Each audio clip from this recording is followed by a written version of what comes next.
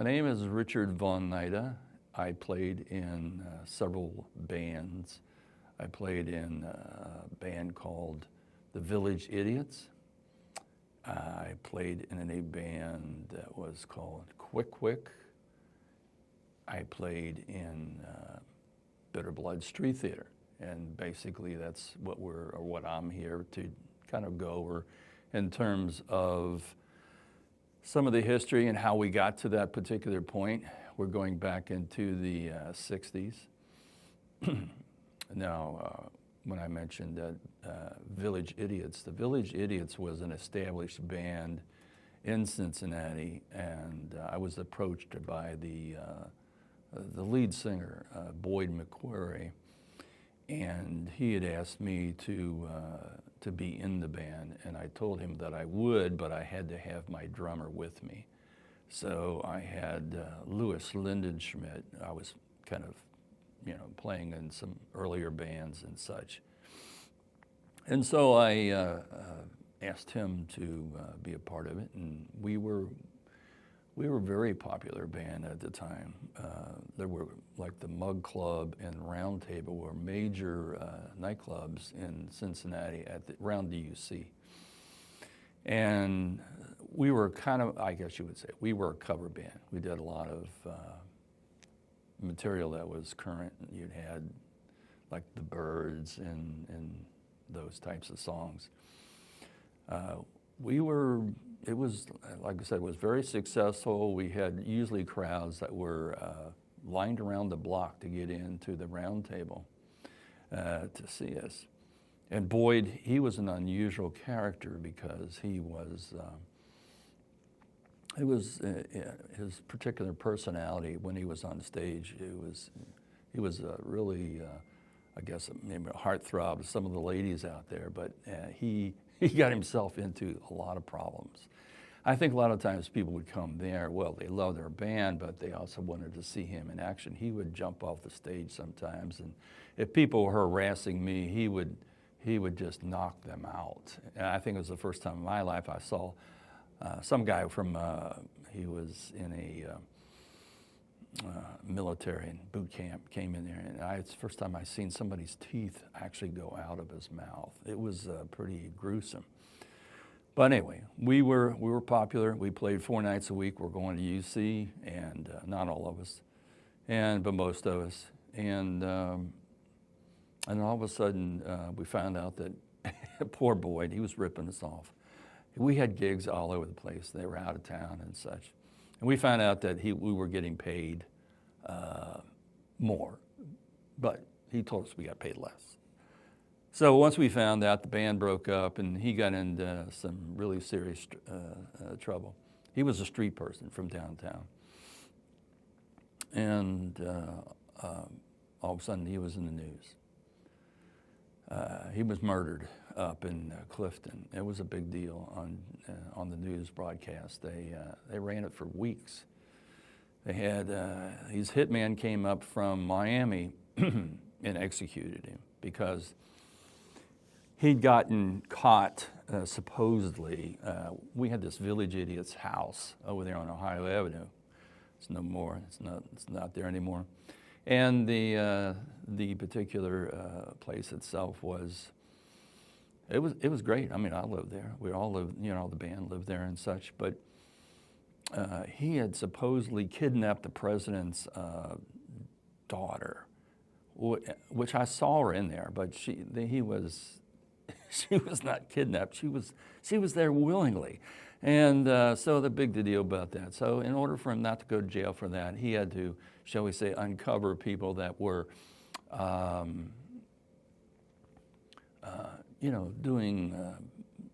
selling drugs and stuff. So he told about that. So he was an informant. All right, he's an informant. So what happens with informants? So he was murdered. I didn't go to his funeral because I didn't really feel I wanted. There were too many police there watching who's at the funeral, including what actually did happen. So after that whole scenario went on, I moved out, and Lou moved out. We moved to a place on Lion Street, which is off Ohio. It was just Lou and I. And all of a sudden, you know, we kind of separated our ways and stuff. And he started playing in a little band. And one of the guys in the Village Idiots, Gene Barnett, he was the main guy that would book gigs and things like that. He and John Horvath, they became booking agents, and they actually brought Jimi Hendrix into town at Xavier University. And so he wanted me to be playing with this one. Artie Lenikoff was a drummer in the Sabres, Ivan and the Sabres. And he wanted me and Artie and two other guys. He was kind of like picking various people to put together to make a band. And I had to give the bad news to Lou that, you know, he wasn't good. We were always together. We were, you know, best of friends. That was actually a pretty cool place on Lyons Avenue. We didn't have any heat there, and so I had to run an extension cord in the hallway. And the proprietor, he caught on to us, and he said, "You're out." So moved out. I moved back home for a minute, and then, you know, trying to figure out what we're doing, what I'm doing. This band that they were trying to, Gene Barnett was trying to put us together. Our personalities didn't work. So, and so I was kind of like in a period of a lull, so to speak. But then I said, okay, well, now we have this band. I said, we're all going to UC. This, you know, it's called Quick Quick. I said, I gave it the name Quick Quick because a lot of the music that I write, it was just fast playing stuff. So I remember getting these little stickers and put them up all over the UC. Quick Quick, what the hell's that? And so we were playing. At the time then, Gene Barnett and John Horvath opened up what was called the Black Dome. And the Black Dome was, obviously that's gone too. If you go up to Clifton now, everything's gone. And so it was called the Black Dome. And we were the house band. And we had all kinds of, he had all kinds of national acts actually coming in there and playing. And so we would always be, you know, playing before them. And we were four people. It was, again, I was back with my drummer, Louis. And at the time then I had Eric Waits, he was singer and keyboardist, and a bass player, Guy Kaiser. So we played for a while. We played, you know, mainly just, you know, in for the backup. But we did get an opportunity. Gene had put together with his connections. We played up in Chicago in front of in Grants Park. It was after Mayor Daley was trying to make peace with people with the demonstrations and such. And we were playing with a Jefferson airplane up there. It was in the 60s, probably in the late 60s or mid in the 60s. It was in the 60s, and so anyway, we played with them. We had to actually join the union just because we were on the stage with them. You know, it was neat. We got a chance to meet them, and you know, it was the first time I ever played for a crowd of 50,000 plus. It was an experience, and it was good.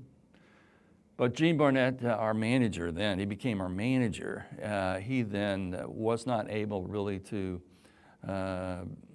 He wasn't able to make it happen to things for us in the future. So he was more interested mainly with his nightclub in Clifton. And this particular club had its usual problems, and you know, he had to pay off people, didn't have the plumbing running right, and you know, all kinds of usual business activities, nefarious business activities that make it actually run and such. So then after that, the band was, you know, the bass player, he was one of these bikers. So he just, I think he wanted to leave town or something of that nature. So then there was just Lou and Eric and myself. Well, at that time, we did not really, we just kind of like were in limbo. Lou then had joined a smaller group, and they were working in Clifton. And then finally, what I did is I had an idea that we could do something more of maybe the personalities and other people, and also my material. I was the writer. I would be writing the material, and most of it. And so I went to where they were actually working for the drummer, or one of the percussionists, Patrick McMahon. His dad had a nefarious operation in the basement, and a lot of the people would be working for him.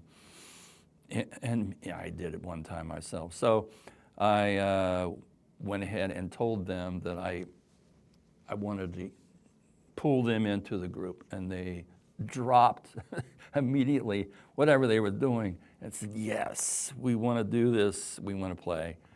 And I said, okay, we're going to have, now we got some more people here. We got a female vocalist.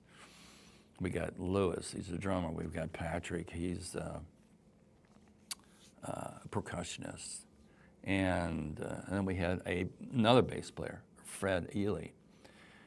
And so we incorporated them into the band. And can I ask real quick, how did you even find all those guys? Well, they were Eric Waits before we get to Eric Waits. I came across him when I was with the Village Idiots. He was playing in a band, another band, and we became good friends. And I asked him, wanted to keep in touch with him. So when I decided to put together this band, I called Eric and I asked him if he wanted to join the band, and he did. So then we had 6 people. We had a total of 6 people when that happened. And so the question was, okay, what's the name of the band? Actually, it was Patrick who came up with the name of Bitter Blood. And I said, what's that? What's this? He said, well, it's Chinese minstrel cycle or something. I don't know. So I said, okay, sounds good enough. And so it was a Bitter Blood Street Theater. And the street theater, because we had a wide variety of personalities in there, and they're all very creative. And they all wanted to do stuff that was musically driven, but also have some sort of performance, not just stand up there. So we started working on the material, and then wasn't too long after, maybe a year or so, H Owen Knight, he went to see one of our performances in Cheviot, and I talked to him extensively, and he was talking to me about, of course, he liked the direction of what we were doing. It was theatrical because there were performances in it that were, they were simple. Sometimes it'd be like a tent, and he'd be singing, Joe smashed his toe or something. It's just some ridiculous, or I got really kind of weird things. And it's kind of hard even to describe in some instances. So Owen, everybody calls him Owen, I still call him Tom. I said, we could use your talents. He was, he'd written a lot of material, not for songs, but for poetry. As time went on, Fred Ely, the bass player, had some issues. He was going to be drafted, or they were trying to draft him, and then he He'd done all kinds of things to, shall we say, make himself unacceptable. And so this is a clear shot of basically the same scene, and it shows a better shot of Fred in that. But anyway, Fred, he wasn't up to par anymore, so we then looked around and we got another bass player. And the bass player that we did get, his name was Bill Wood. And actually Owen, I think he came across him and asked for him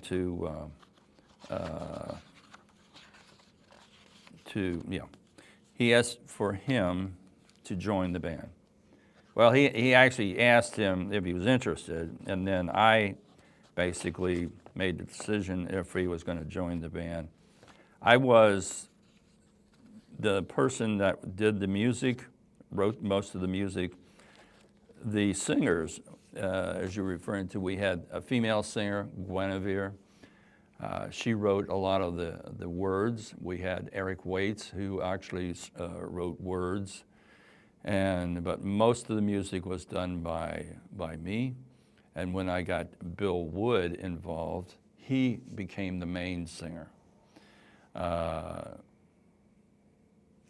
He became the main singer after it was toward the end of the Bitter Blood experience.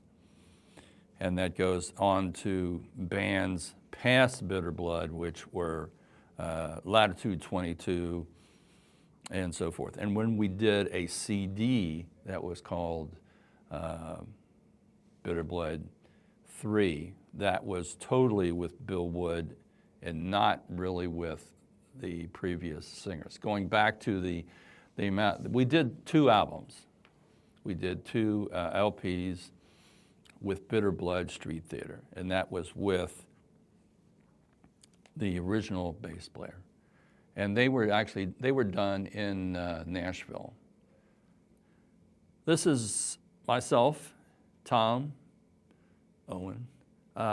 We are at a performance, getting ready to perform, and somebody in the dressing room was back there taking our picture. As you can see, Tom was all decked out with his blue, his sunglasses, and believe me, of course, you've seen the fact that Tom doesn't have much teeth. Here it's not. You can't see it when his mouth is open. With the others, I'll get to it. As that, and that's the outfit that was that was made for me, the sparkle suit. This picture was with the CD Bitter Blood 3. It excludes Eric Waits. Gwenivere is on the picture. We have the songs. All of them were actually recorded only by these people. There were a couple of songs that were put onto the CD taken from the reunion gig, 3 of the songs, and they were added to the reunion gig. They were recorded. We had group effort music at the reunion to record the performance. This is just one of the shots.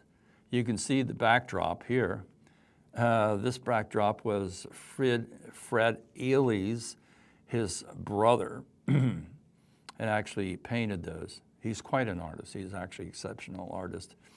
He mainly sculpts, and he worked for Kenner and all the Star Wars toys and things like that. What was his name? His name is Ely, E-L-I-G.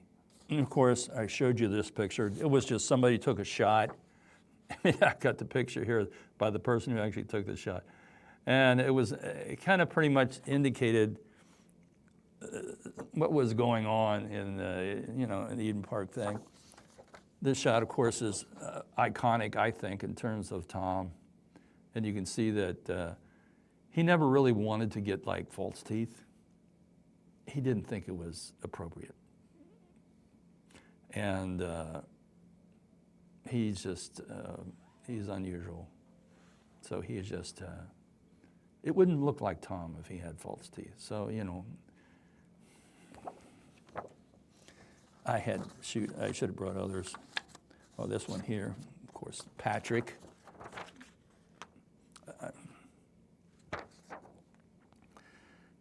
Same place, I think. And so you can imagine, try to put yourself in this thing. I'm putting together my costume. It's quite creative. If you look at the hands, the gloves on there, you know, they're like you wore stitches with, you know, women. And he's got a prom dress around his head, or, you know, the veil, and his mask, and an apron. I mean, that's quite creative. I mean, you know, and also it's hot. You know, after a while when you're playing like that and you're all dressed, it's like Halloween. You got this mask on. You know. So, and shoot, I should have brought more. I do have, shall we say, many.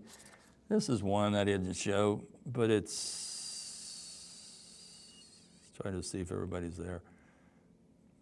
1, 2, 3. Oh yeah, this is one with Bill Wood in it. Bill Wood was the new bass player, and that's him right there. And it's not, unfortunately, it's not that great of a shot. It was done at night. We were just outside. It was just, you know, a promo kind of a shot, except that wasn't a very good promo shot. And this is a shot. This was outside across from the University of Cincinnati, where there are some remnants of stones from buildings that were demolished downtown, and they put it in Burnett Woods that are right, you know, you drive down there. Lou and I got good shots of Lou. I didn't bring, but we went on a vacation.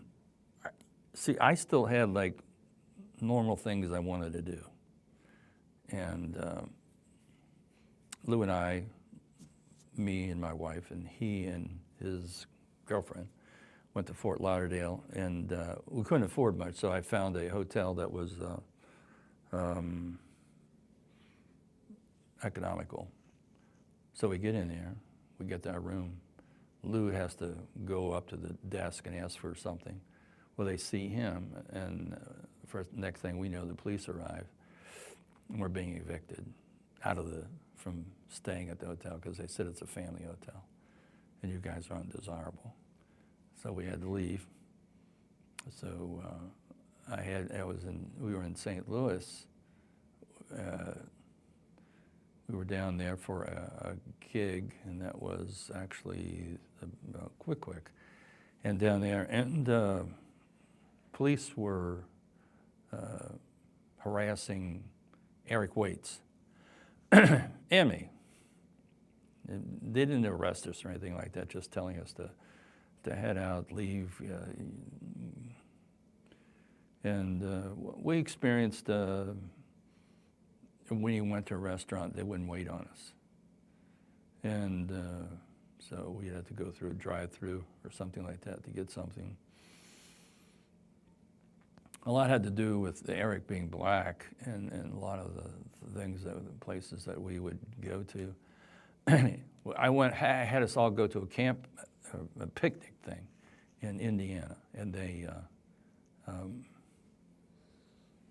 Eric was afraid to go, but he did go. He said he was just afraid to go, you know, because it's just the way it was. But so those kinds of harassments, maybe some in the conservative aspect of the town.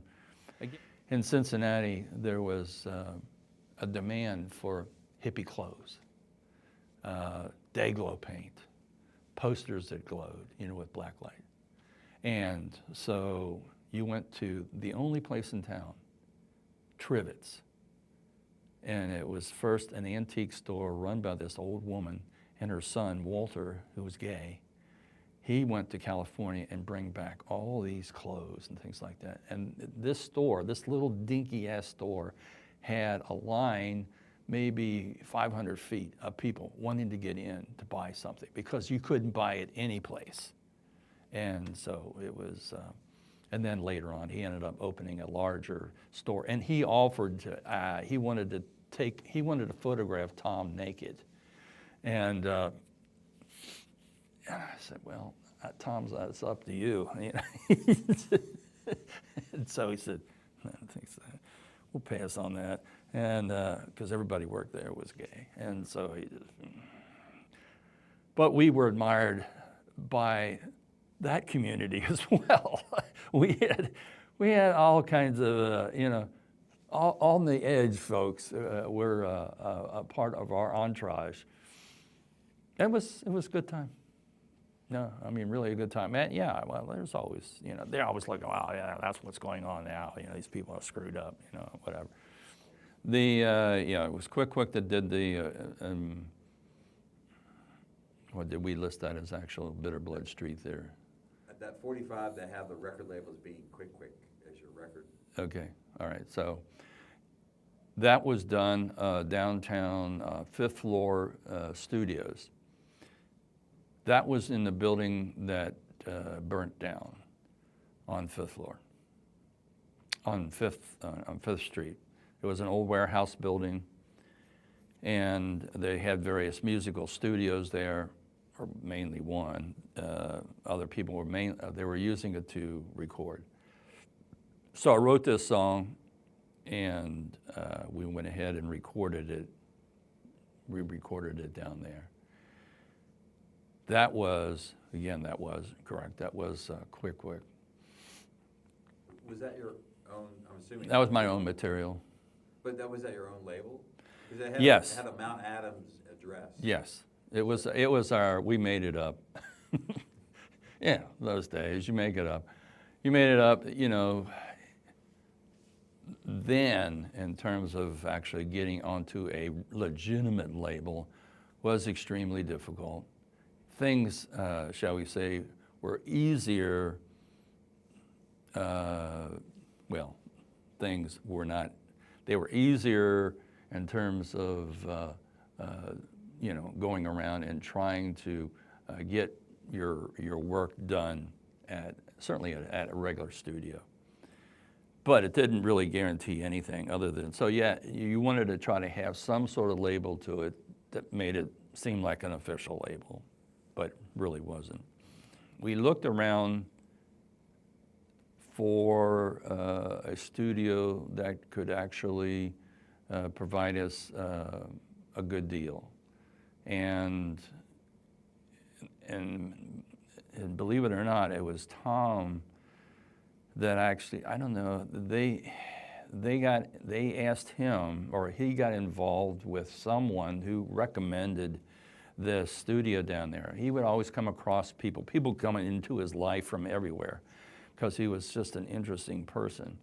And they had mentioned something about this particular studio. I know I didn't book it, and he had to have booked it. Nobody else in the band had any resources to book it. So he was the only one willing to pay. And again, these recordings occurred after Bitter Blood Street Theater was no longer together. And he wanted to go back and record this music and not let it just disappear.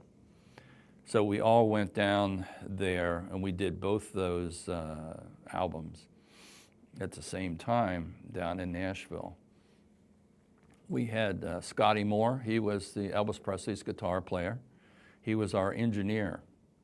And it was, that in itself was an interesting time because he wasn't used to being around people like us who were very odd and different and so forth. And we had Tom with his saw, and he kept watching Tom. He thought he was sawing the leg off a chair, and during one of the songs, and he came out of the booth and he was concerned about it. We got along okay, but we did it on a dime. I think it really it had to do with money in terms of actually all this time, all this studio time.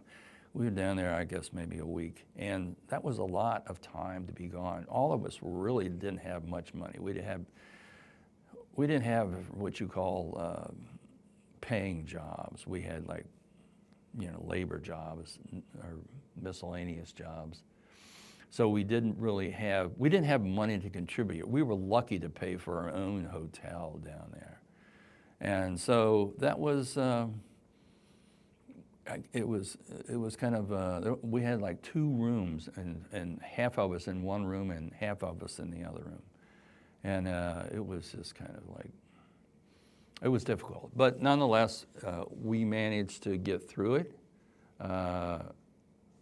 But after the sessions were over, normally they want you to, they ask you, here's the masters, do you want to purchase, the tape with the masters on it? We couldn't afford it. So we didn't have the masters to go back so that we could go into a studio later and actually redo the mix. We did the mastering of the music. It was what it was, and it was what it was in the 70s. So, all the things that you can do now to bring things out and, a little bit more bass here, a little bit this, that, and the other. We didn't have that ability anymore because we didn't have the masters. We couldn't afford them. And I couldn't afford it, they couldn't afford them. I was working a job where I was throwing box springs on a conveyor belt for a bedding industry. And so we didn't have any money. I think we did those probably within about a year. And the band broke up. Here you've got all these odd people. I'm not saying that to be funny. I'm just saying that they're very different. They're hard to manage. So you've got 7 people in there, and I'm trying to manage these folks. And as the leader of the band, I'd be, having to, catch this problem or that problem. We had, some of them were involved, with the drug stuff, and I had to try to, work with them the best I could. But they were hard to kind of deal with. So they maybe in essence became disenchanted with the fact that we weren't playing much. I mean, on Halloween, we booked. Around Halloween, we booked. We did performances at a place called Reflections, which was up on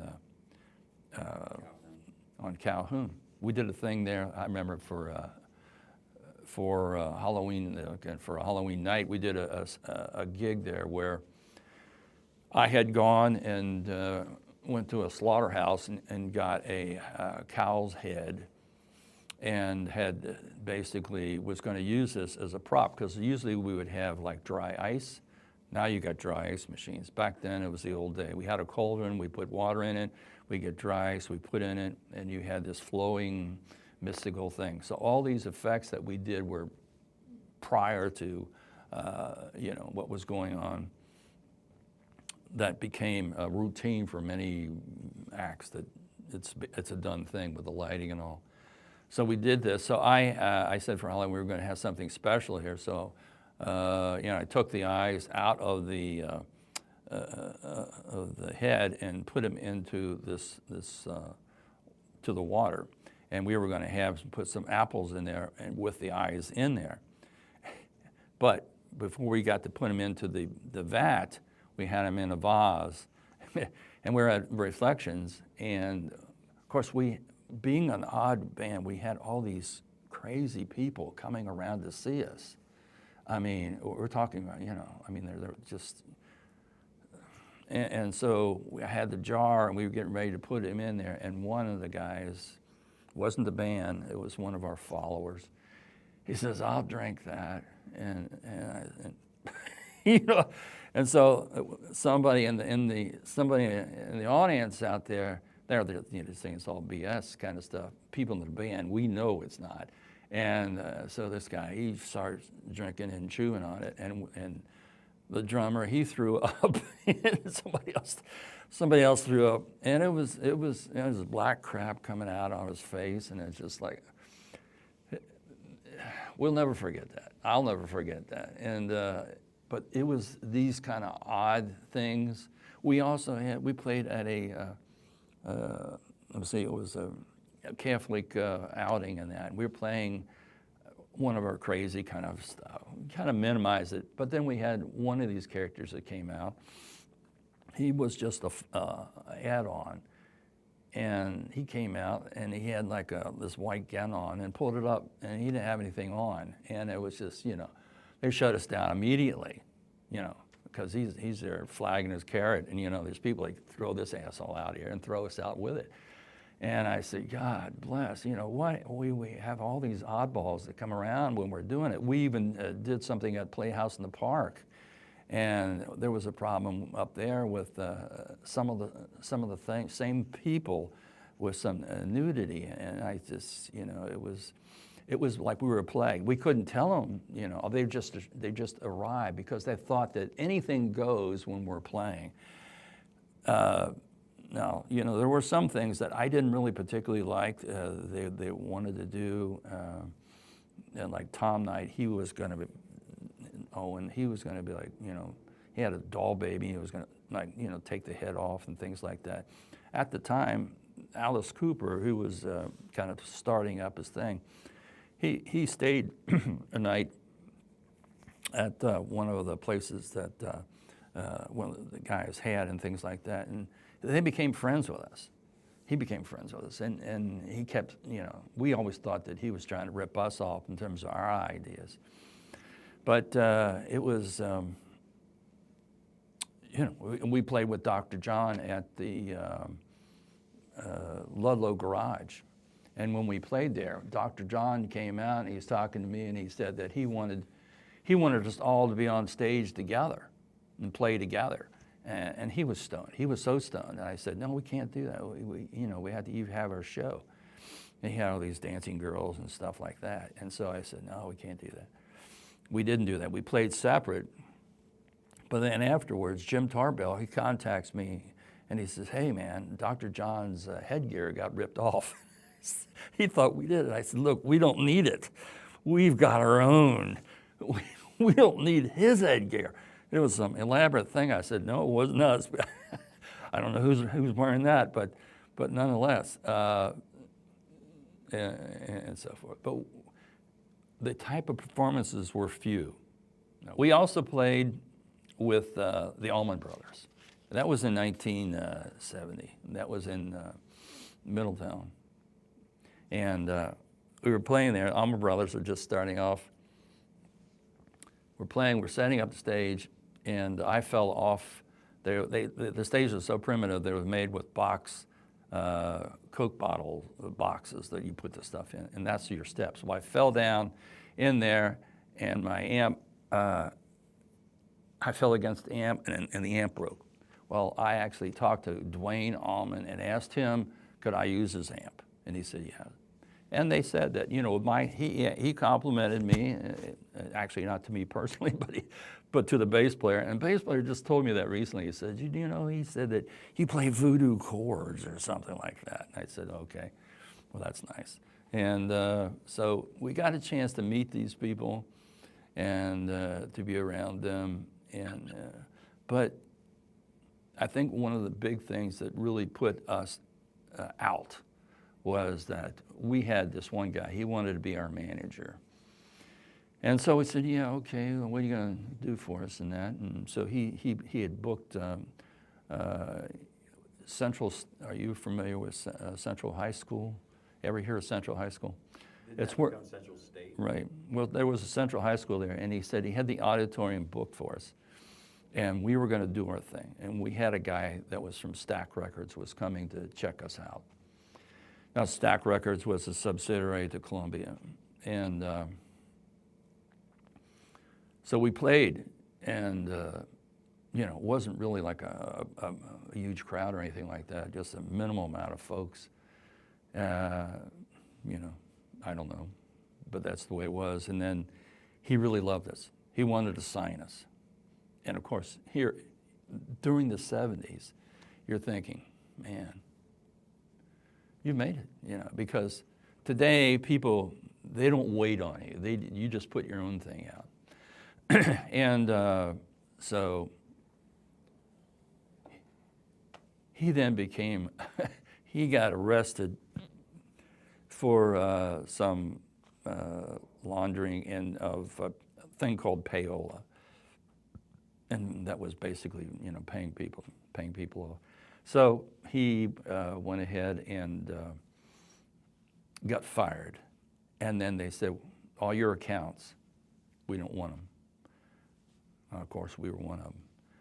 And so I think people, if you've ever felt as high as you could possibly feel, it's a feeling you will never forget in your life, about that you think you finally made it. And then all of a sudden, the opposite. Well, I think everybody just...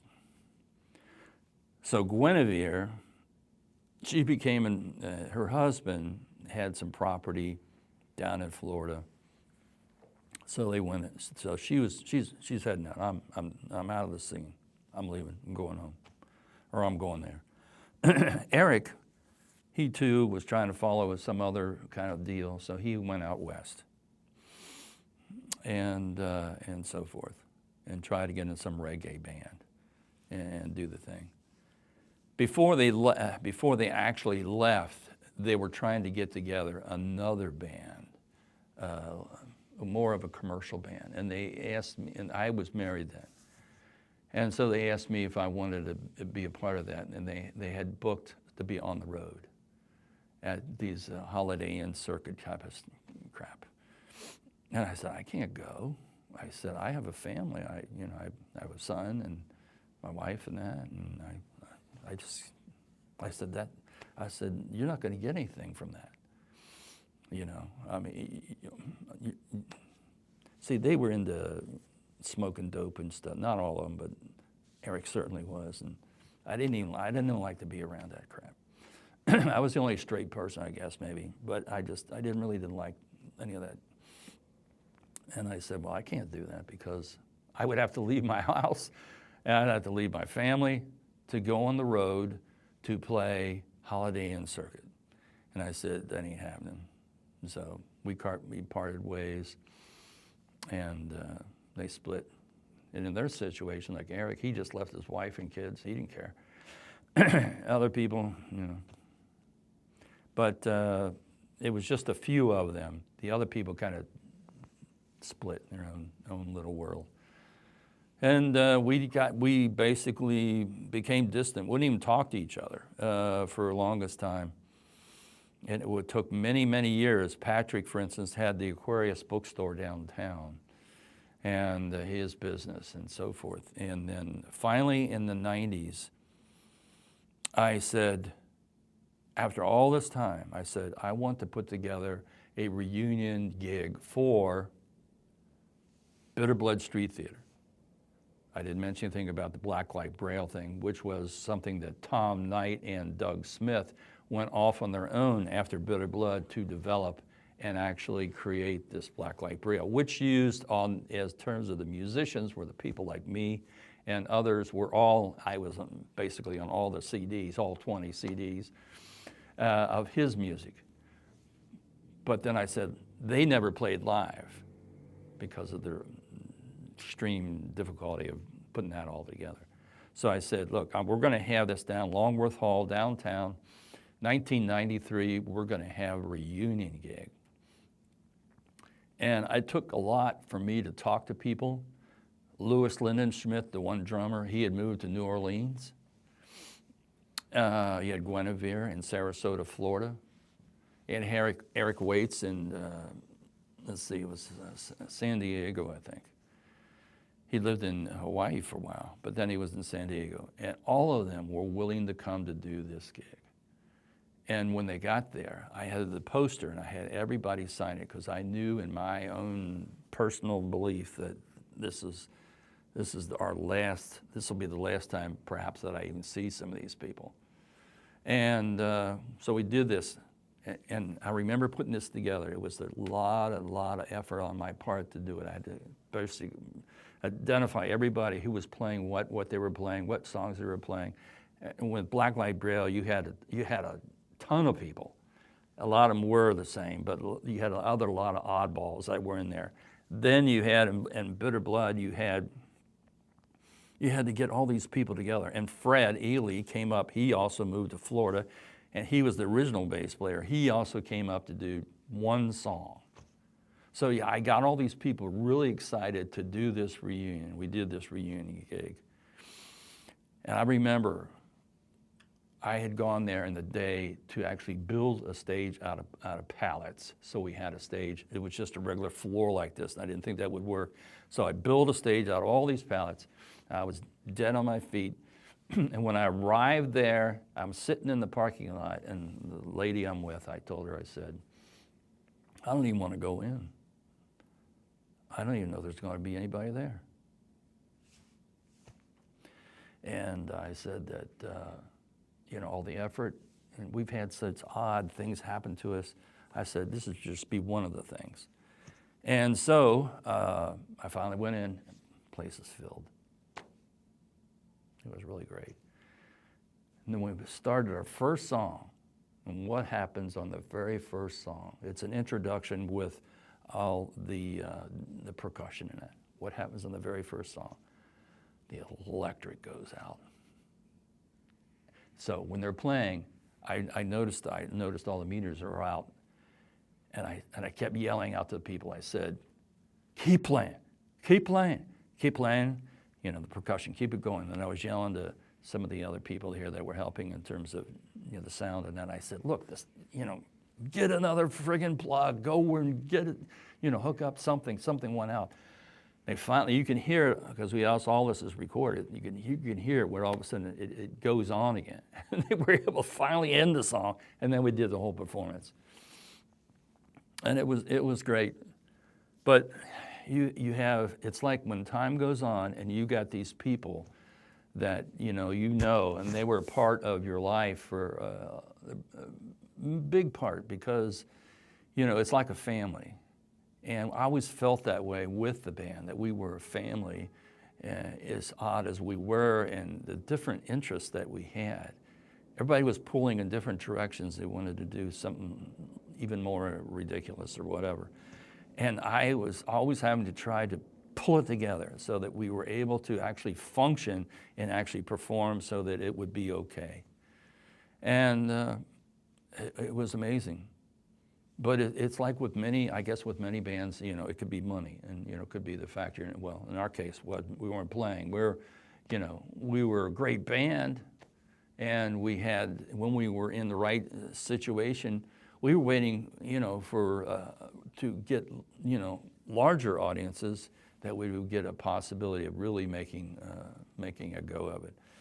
And as you can see, Patrick here on the top, me, him, he'd be wearing like wolf garments on his head and it was, pretty amazing.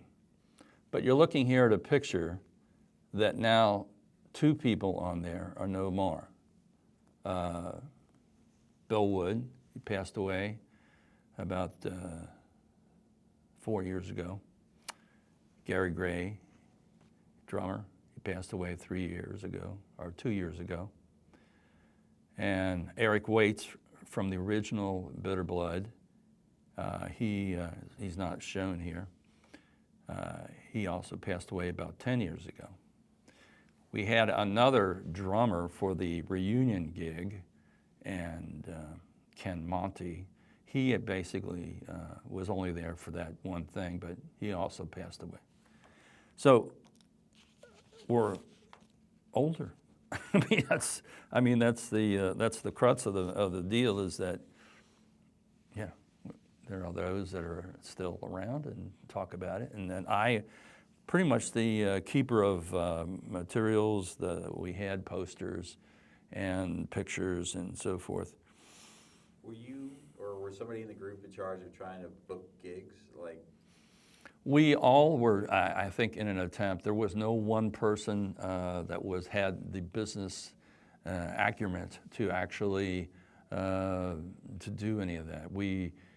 I think that was a faltering. So when we had a possible lead on a manager, which he actually got us into a situation where Stack Records was interested, that was great. Why, all the ins and outs and why these things didn't happen, it's not really just real simple. And but nonetheless, we did our contribution. We made these albums, and then I got married again about 7 years ago, and 4 years ago, excuse me. And she's helped put stuff up on the line, up on the site. We got caught up in a situation where one of the sites we were in got corrupted, and it was going to cost a lot of money to correct, and we couldn't do anything about it. But we had actually uploaded a lot of information. But unfortunately, it's not really available. However, we do keep track, and we have actually songs that are from those albums, those two albums, plus the Bitter Blood 3 CD, as well as other stuff that other bands with Bill Wood, the bass player, we were in Latitude 22, Bill, me, and the drummer. I'm the only one left from that band. And we've got that on YouTube and other Spotify and wherever. And we'll get a printout in terms of, people that download it and things. We have, what was it, about last month, or it was a couple months, 15,000 downloads, which is like, this music is like, the CD was 93, so we're talking 30 years ago. The others are 50 years ago, and they're still downloading this material. I was going to ask, it seems like a lot of that Bitter Blood stuff's been discovered on the internet, like from other countries. And I was wondering if people have reached out to you. They have, and they have so much. Basically, they have reached out to Owen. He's the one that's always been sending stuff out overseas. We've been recognized in various magazines and such, and are still being recognized. But my point about all these downloads, how much money we got? You do get money for a download. You know how much money we get for that? $14 for all these thousands of. It's a percentage of a penny when they download. So you can see that musicians today, unless you're performing and making money in performances, you don't make squat in terms of your stuff. I mean, how easy right now for anybody here. Oh, I like that song. I'm going to go ahead and pull it up, and I'm going to download it. You didn't do nothing, and you didn't pay nothing. So, make any money. In the end, Joyce, my wife, has actually put out a fair amount of money to actually try to put this stuff up and pay for fees in order for us to be on those formats so that people can actually do it. But to me, when she sits back and she'll tell me which songs were more popular, I'm happy to hear it. At this point, I'm not really even caring if I get any money. I just think that it's great that people are still discovering some of this stuff that we've done. And when you get to Blacklight Braille, it's similar because of stuff that was odd and poetry and experimental, I guess, and things like that. But it's not poetry where you just say, Mary has the little lamb and talking like this and like that. You're talking pretty unique stuff. And he is, you know, like I said, we're all older. Tom Knight, Owen Knight, who were there for his bash, for his birthday bash, 96 years old. And just talked with him the other day.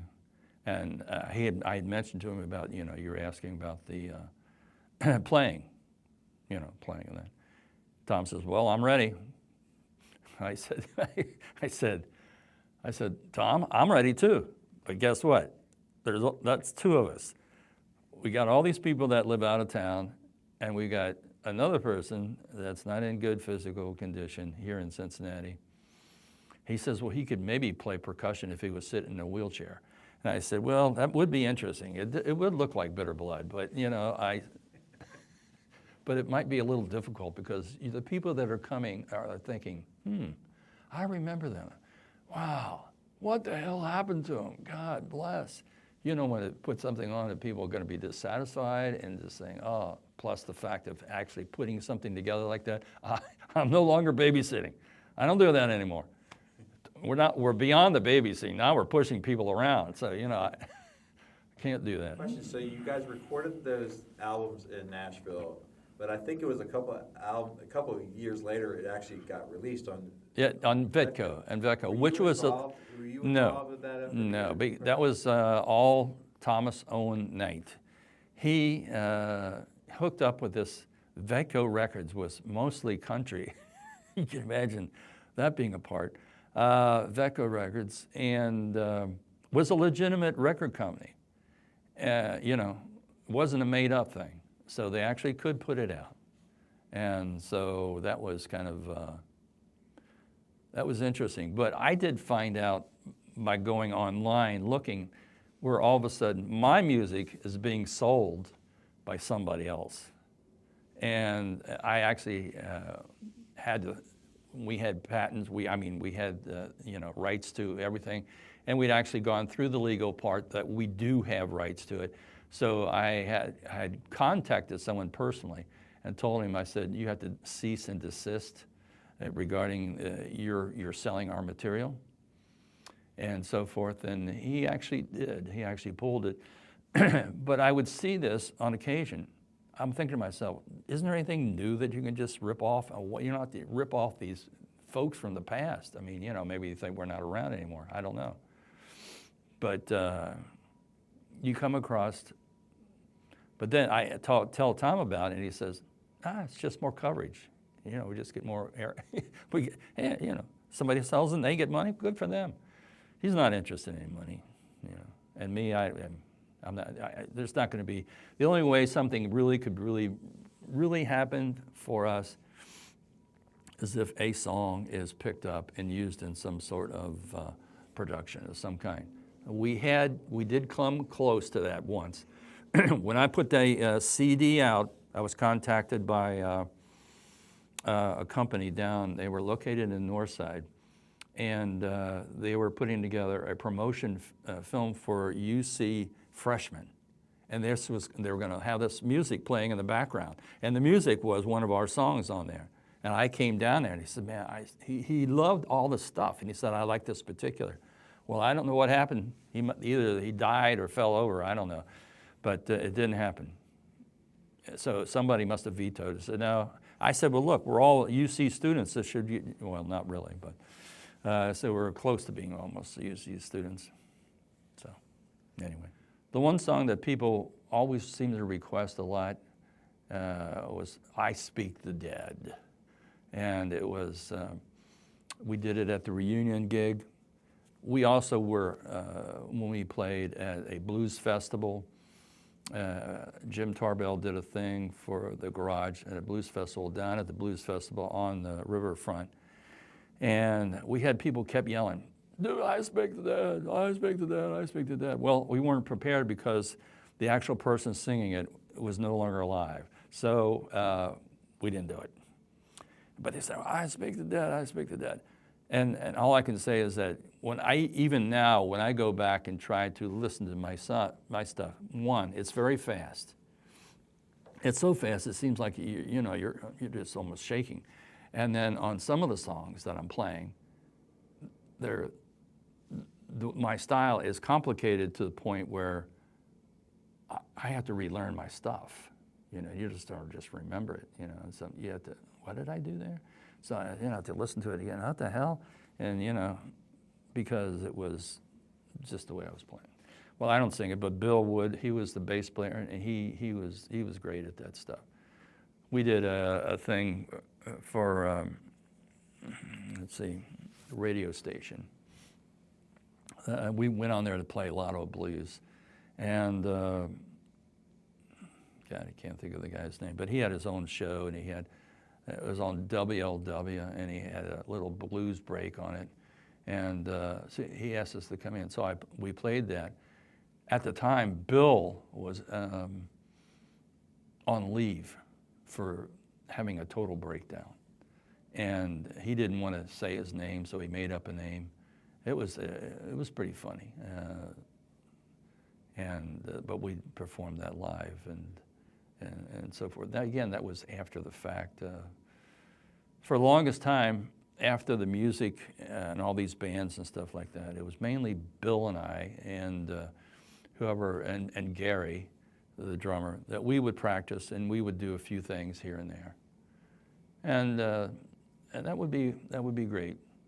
But as people change and their health changes, and in Bill's case, bad decisions about himself, I can't do anything for him. I can't, He's a very good friend, but I can't tell him how to live his life. So he ends up, passing away. And so, it's disheartening because, you try to associate today with musicians, and they're just in a different mindset. Your stuff and what you do and how you do it and things like that. Either one, they're not up to your standard. They're not, or the fact that they just, they're not imaginary. They don't seem to have those kind of skills. Not everybody can do that. That's why, it's so much easier to do cover stuff. I actually joined a cover band afterwards for a while called Snidely Whiplash. And I played for a couple years, but then they were good paying jobs. And, but I got tired of playing some of that stuff, and it wasn't really me, I just did it because, and then, once in a while I get a call. He wants me to, hey, we want to put this back together again. I say, hey, man, it sounds like a great idea, I'll get back with you on that. So, now, the philosophy at the clubs when I was playing like the Village Idiots, that was the best for the club.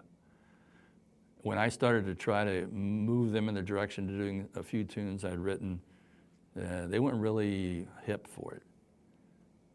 The philosophy of the clubs were, if they're dancing, they're drinking. If they're drinking, they're buying. We don't want you to come in here and perform where they sit and watch you. We don't want them to watch you. We just want, we want sound, but we want them to recognize the music, and we want them to drink. That's where we make our money. So, we when I was in the Village Idiots, we were great. We played then. At the time, there was the Lemon Pipers, and we would be playing gigs back and forth, and a place called the Tin Man, and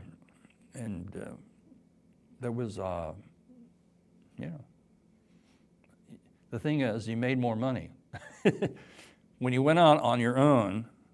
At the time, my wife would say, "You're gone twice a week practicing, and you're not making nothing. What are you doing? Why don't you do something that makes money?" So it's like artists. It gets down to, you can be an artist and you can wait on tables to pay the bills. or you can somehow get a job that actually pays decent money. And that's what I did. So I didn't want to, because I know there are a lot of purists out there. I know who they are, but they're living hand to mouth, and usually what happens is their health goes. But it's because they can't pay for anything, and they don't care. They don't pay attention to themselves in terms of, oh, I got this problem or that problem. So, but in terms of Bitter Blood Street Theater was, you could call it an experiment of these UC students that were all creative, and when you got them together, it was a lot of fun. You talked about how their outfits and that. Nobody told anybody what to wear. They all knew that they wanted to wear something that was really unique and interesting. The drummer himself, his first wife, she was a seamstress, and she made me all kinds of things, including the silver suit that I was wearing in that one picture. She made me she made all kinds of different clothes, and she provided help with others. But some of the stuff they got, even like Eric Waits. Here's this black guy with this big afro and that, and he got this from his dad, who was a prominent black businessman in Cincinnati at the time. He had his own TV show. He wore this lion's, it was an actual, from the coat of a lion, and he had it wrapped around him, and he would wear that. And he knew he had access to it and stuff like that. So you had people knew they knew the dress. Nobody had to tell them how to dress and what to dress, and they looked pretty wild. I mean, some of the pictures you can see that, and then Tom, nobody told him to put blue dye on his face. The only thing about putting it on your face, it don't come off with soap. So it has to wear off. At the time, he was working as a janitor at a Jewish hospital.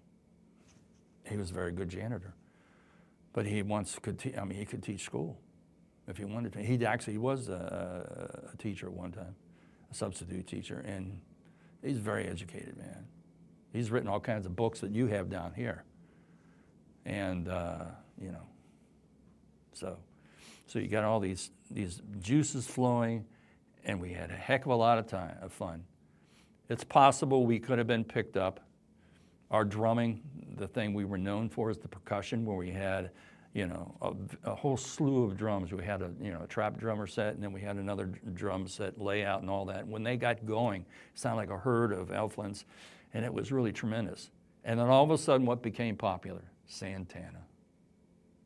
And we thought to ourselves, well, okay, we were on the right track.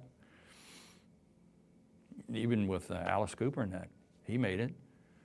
He used the stuff that we did, and okay,